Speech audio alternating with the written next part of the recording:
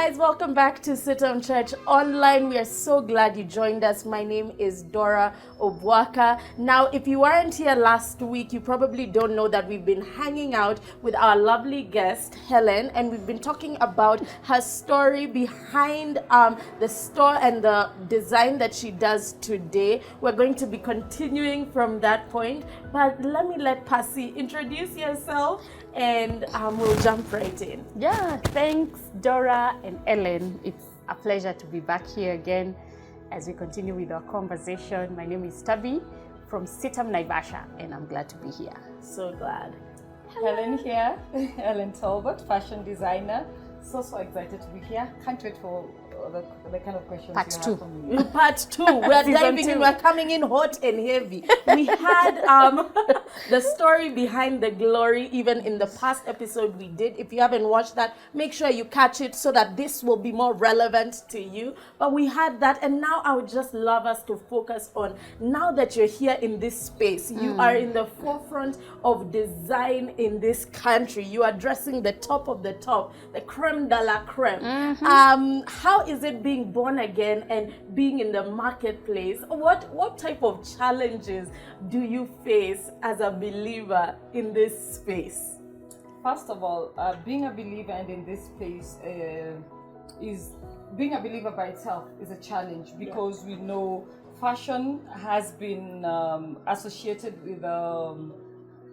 with the current, how do I say Trends. With the current trends. Yeah, worldly stuff. Yes, worldly stuff, and mostly you have to conform. You Yeah. have to conform to the ways of the world, to the current codes of dressing and all that. So it's a challenge trying to balance what the world is currently and what you stand for as a Christian.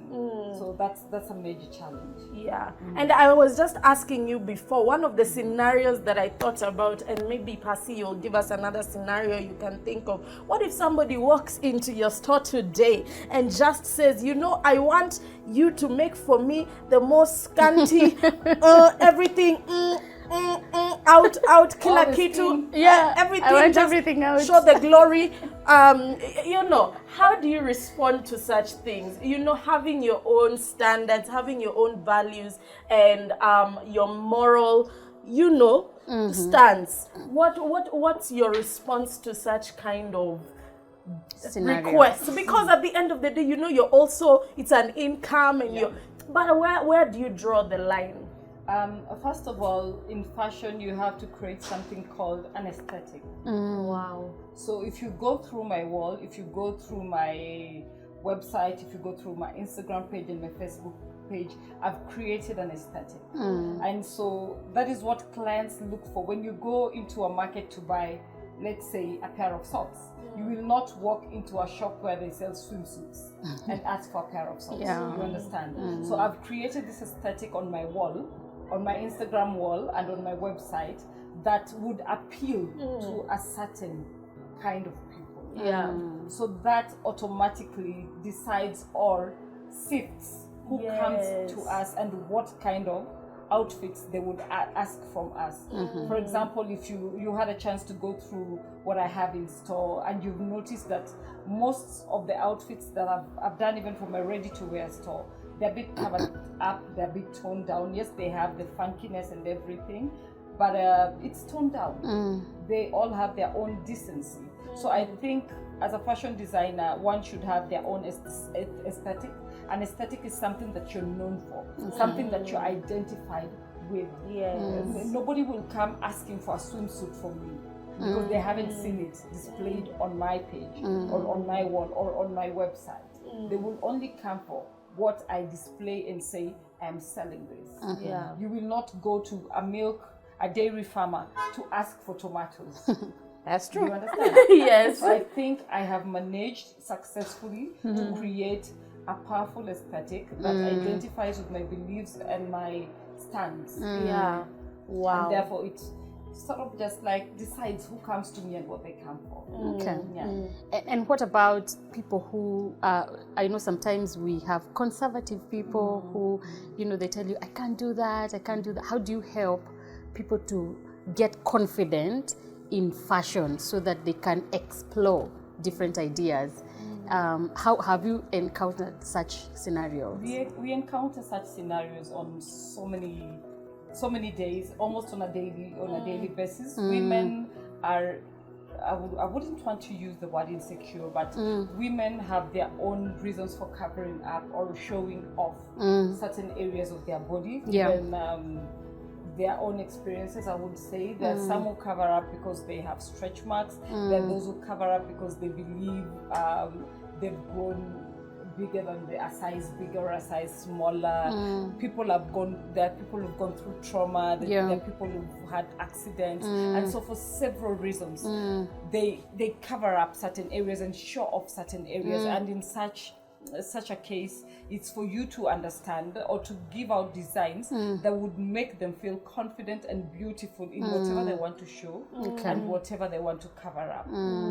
That's so good. That's so good. And we have to remember, fashion is a statement. It's a statement, and sometimes we can forget that what we wear actually sends messages, sends signals, to those who are around us. So are you do you really let the person go with what they want, or are you able to guide them to, when you wear this, it really just says that, how much do you infringe your own?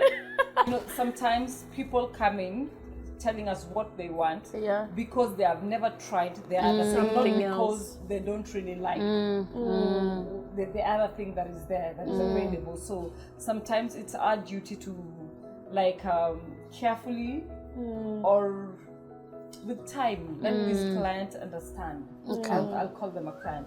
Let them understand that this is also a decent and a safe place to do this. And so you can influence. Yes, you influence. There's some people who will easily agree to your influence, that those ones who will take time. So you can slowly change. Or sometimes if there's nothing wrong with what the client wants, you let it be. You let it be. If the kind of style they have is already like the best out there, you let it be. If there's need for change, then you slowly, it's just like a baby, you wean them. You don't say, you don't take a baby from liquids and then the next day they're on ugali, all the hard stuff. You take them slowly, you mash their food, and slowly you layer. Some you remove the layering because of maybe what they've gone through, like I had mentioned earlier. And by the end of the day, they have to walk out loving what you offered. That's the thing. You have to walk out loving what you did. It's true. It's true.